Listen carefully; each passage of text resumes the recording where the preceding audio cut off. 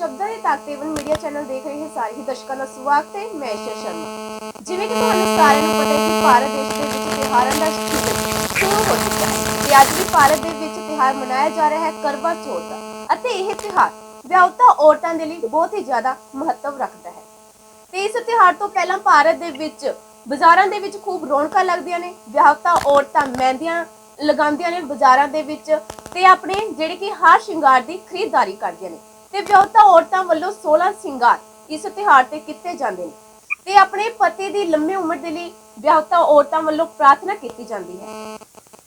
ਤੇ ਆਪਾਂ ਹੁਣ ਤੁਹਾਨੂੰ ਜਾਣਕਾਰੀ ਦੇਣ ਲੱਗੇ ਹਾਂ ਕਿ ਇਹ ਤਿਉਹਾਰ ਕਿਉਂ ਮਨਾਇਆ ਜਾਂਦਾ ਹੈ ਤੇ ਇਸ ਦੀ ਜਾਣਕਾਰੀ ਸਾਂਝੀ ਕਰਨ ਦੇ ਲਈ ਸਾਡੇ ਨਾਲ ਜੁੜੇ ਨੇ ਪੰਡਿਤ ਅਨੂਪ ਸ਼ਰਮਾ ਜੀ। ਤਾਂ ਆਪਾਂ ਉਹਨਾਂ ਦੇ ਨਾਲ ਗੱਲਬਾਤ ਕਰਦੇ ਹਾਂ। ਹਾਂਜੀ पंडित जी नमस्कार। हाँ जी, राम राम जी। हाँ जी पंडित जी, ਅਸੀਂ ਜਾਣਕਾਰੀ ਸਾਂਝੀ ਕਰਨੀ ਹੈ ਕਿ ਇਹ ਤਿਉਹਾਰ क्यों मनाया जाता है भारत में।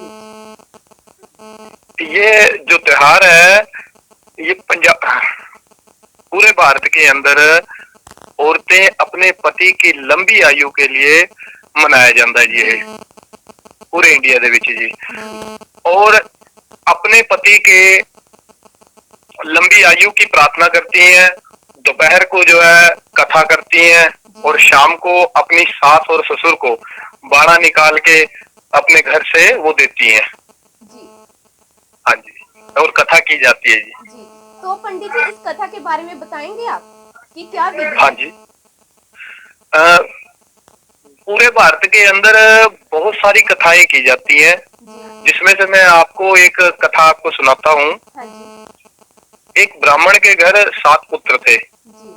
वीरवती नाम की उनकी एक बहन थी, 7 भाइयों की। 7 भाइयों की अकेली बहन थी।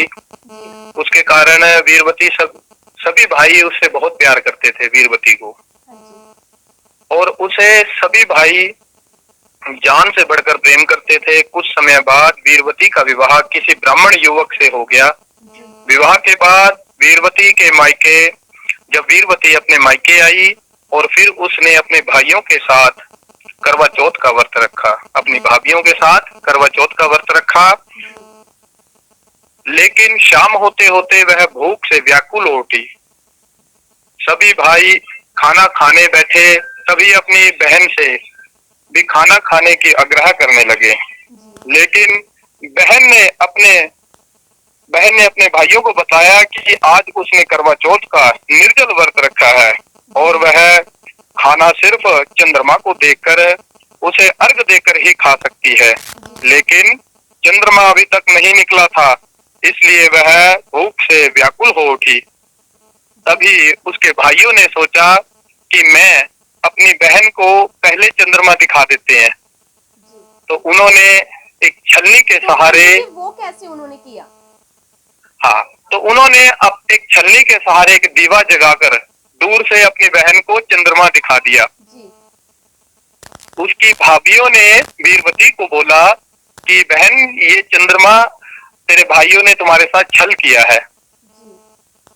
तो इस छल को वो ना देख पाई और अपने भाइयों से प्रेम करती थी।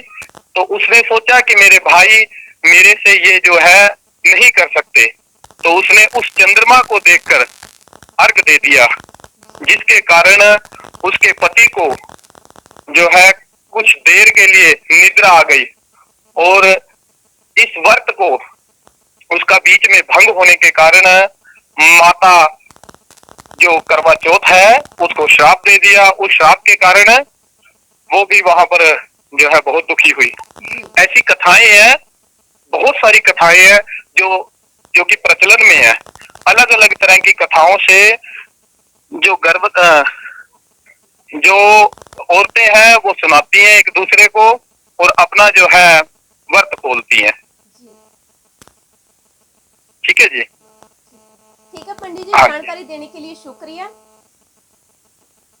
ठीक है जी, अच्छा जी, राम राम। हाँ जी, ਇਹ ਜਿਹੜੇ ਸਾਡੇ ਨਾਲ ਪੰਡਿਤ ਜੀ ਜੁੜੇ ਹੋਏ ਸੀ ਤਾਂ ਇਹਨਾਂ ਨੇ ਦੱਸਿਆ ਕਿ ਭਾਰਤ ਦੇ ਵਿੱਚ ਅਲੱਗ-ਅਲੱਗ ਕਥਾਵਾਂ ਨੇ ਜਿਹੜੀਆਂ ਸੁਣਾਈਆਂ ਜਾਂਦੀਆਂ ਤੇ ਜਿਹੜੀ ਇਹ ਕਥਾ ਪੰਡਿਤ ਜੀ ਵੱਲੋਂ ਸੁਣਾਈ ਗਈ ਤਾਂ ਇਹ ਪੰਜਾਬ ਦੇ ਵਿੱਚ ਸੁਣਾਈ ਜਾਂਦੀ ਹੈ, ਜਿਸ ਨੂੰ ਕਿ ਔਰਤਾਂ ਦੁਪਹਿਰ ਦੇ ਵੇਲੇ ਸੁਣ ਕੇ ਤਾਂ ਆਪਣਾ ਪਾਣੀ ਦਾ ਸੇਵਨ ਕਰਦੀਆਂ ਨੇ, ਫਲ ਆਦਿ ਦਾ ਸੇਵਨ ਕਰਦੀਆਂ ਨੇ। ਤੇ ਇਹ ਕਥਾ ਸੀ ਕਿ ਇੱਕ ਰਾਜਾ ਹੁੰਦਾ ਜਿਹਦੇ ਕਿ 7 ਬੇਟੇ ਹੁੰਦੇ ਨੇ ਤੇ ਇੱਕ ਬੇਟੀ ਹੁੰਦੀ ਹੈ ਤੇ ਉਸ ਬੇਟੀ ਦੀ 7 ਭਰਜਾਈਆਂ ਹੁੰਦੀਆਂ ਨੇ ਜੋ ਜਿਨ੍ਹਾਂ ਵੱਲੋਂ ਕਿ ਕਰਵਾ ਚੌਥ ਦਾ ਕੱਤਕ ਦੀ ਚੌਥ ਨੂੰ ਇਹ ਕਰਵਾ ਚੌਥ ਦਾ ਵਰਤ ਰੱਖਿਆ ਜਾਂਦਾ ਹੈ। ਤੇ ਜਦੋਂ ਉਹ ਲੜਕੀ ਵਰਤ ਰੱਖਦੀ ਹੈ ਆਪਣੇ ਪਤੀ ਦੇ ਲਈ ਤਾਂ ਉਹਨੂੰ ਦੁਪਹਿਰ ਦੇ ਸਮੇਂ ਭੁੱਖ ਲੱਗ ਜਾਂਦੀ ਹੈ, ਤਾਂ ਭਰਾਵਾਂ ਵੱਲੋਂ ਇਹ ਦੇਖਿਆ ਨਹੀਂ ਜਾਂਦਾ।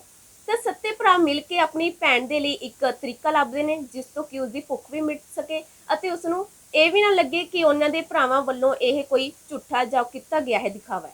ਤਾਂ ਸੱਤੇ ਭਰਾਵਾਂ ਕੋਲ ਆਪਣੀ ਭੈਣ ਦੀ ਜਿਹੜੀ ਕਿ ਭੁੱਖ ਹੈ ਉਹ ਬਰਦਾਸ਼ਤ ਨਹੀਂ ਹੁੰਦੀ ਤੇ ਉਹ ਇੱਕ ਟੈਂਪਰੇਰੀ ਤਰੀਕਾ ਲੱਭਦੇ ਨੇ ਤੇ ਇੱਕ ਦਰਖਤ ਦੇ ਪਿੱਛੇ ਜਾ ਕੇ ਚਾਨਣ ਦਿਖਾ ਦਿੰਦੇ ਨੇ ਆਪਣੀ ਭੈਣ ਨੂੰ, ਜਿਸ ਨੂੰ ਕਿ ਉਹ ਦੇਖ ਕੇ ਆਪਣਾ ਵਰਤ ਖੋਲਦੀ ਹੈ। ਤੇ ਜਦੋਂ ਤੇ ਸੁਣਨ ਦੇ ਵਿੱਚ ਆਉਂਦਾ ਹੈ ਕਿ ਬਹੁਤ ਸਾਰੀਆਂ ਕਥਾਵਾਂ ਨੇ ਭਾਰਤ ਦੇ ਵਿੱਚ, ਇਹ ਵੀ ਸੁਣਨ ਨੂੰ ਆਉਂਦਾ ਹੈ ਕਿ ਜਦੋਂ ਕਿ ਉਹ ਵਰਤ ਖੋਲਦੀ ਹੈ ਤਾਂ ਸੁਨੇਹਾ ਆ ਜਾਂਦਾ ਹੈ ਕਿ ਉਸਦੇ ਪਤੀ ਦੀ ਡੈਥ ਹੋ ਚੁੱਕੀ ਹੈ। ਤਾਂ ਇੱਕ ਪਾਸੇ ਤਾਂ ਦੇਖਿਆ ਜਾਂਦਾ ਹੈ ਕਿ ਇੱਕ ਭਰਾ ਭੈਣ ਦਾ ਜਿਹੜਾ ਕਿ ਪਿਆਰ ਹੈ ਤੇ ਦੂਜੇ ਹੀ ਪਾਸੇ ਜਿਹੜੀ ਕਿ ਪਤਨੀਆਂ ਆਪਣੇ ਪਤੀ ਦੀ ਲੰਮੀ ਉਮਰ ਦੇ ਵਰਤ ਰੱਖਦੀਆਂ ਨੇ। ਤੇ ਵੱਖ-ਵੱਖ ਕਥਾਵਾਂ ਭਾਰਤ ਦੇ ਵਿੱਚ ਪ੍ਰਚਲਿਤ ਨੇ ਤੇ ਜਿਹੜੀ ਕਿ ਕਥਾ ਅੱਜ ਪੰਡਿਤ ਜੀ ਵੱਲੋਂ ਸੁਣਾਈ ਗਈ ਤਾਂ ਇਸ ਨੂੰ ਪੰਜਾਬ ਦੇ ਵਿੱਚ ਜਿਹੜੀਆਂ ਕਿ ਵਿਆਹੁਤਾ ਔਰਤਾਂ ਦੁਪਹਿਰ ਦੇ ਸਮੇਂ ਸੁਣ ਕੇ ਆਪਣਾ ਪਾਣੀ ਦਾ ਸੇਵਨ ਜਾਂ ਫਲ ਆਦਿ ਦਾ ਸੇਵਨ ਕਰਦੀਆਂ ਨੇ ਤੇ ਰਾਤ ਦੇ ਵੇਲੇ ਚੰਦਰਮਾ ਦੇਖ ਕੇ ਉਹ ਆਪਣਾ ਵਰਤ ਖੋਲਦੀਆਂ ਨੇ। ਤੇ ਅੱਜ ਦਾ ਜੋ ਵਰਤ ਹੈ ਉਹ ਸਿਰਫ ਆਪਣੀ ਜਿਹੜੀ ਕਿ ਵਿਆਹੁਤਾ ਔਰਤ ਨੇ ਪਤਨੀ ਆਪਣੇ ਪਤੀ ਦੀ ਲੰਮੀ ਉਮਰ ਦੀ ਕਾਮਨਾ ਦੇ ਲਈ ਇਹ ਵਰਤ ਰੱਖਦੀਆਂ ਨੇ। ਨਿਰਜਲਾ ਵਰਤ ਰੱਖਿਆ ਜਾਂਦਾ ਹੈ ਤੇ ਵੱਖ-ਵੱਖ ਤਰ੍ਹਾਂ ਦੇ ਸ਼ਿੰਗਾਰ ਵੀ ਕੀਤੇ ਜਾਂਦੇ ਨੇ ਤੇ ਹਰ ਸਾਲ ਇਹ ਕਰਵਾ ਚੌਥ ਦਾ ਵਰਤ ਵਿਆਹੁਤਾ ਔਰਤਾਂ ਵੱਲੋਂ ਮਨਾਇਆ ਜਾਂਦਾ ਹੈ। ਤੇ ਇਸ ਵਰਤ ਦੀ ਪੰਜਾਬ ਦੇ ਵਿੱਚ ਸਗੋਂ ਪੂਰੇ ਭਾਰਤ ਦੇ ਵਿੱਚ ਬਹੁਤ ਜ਼ਿਆਦਾ ਮਹੱਤਤਾ ਹੈ।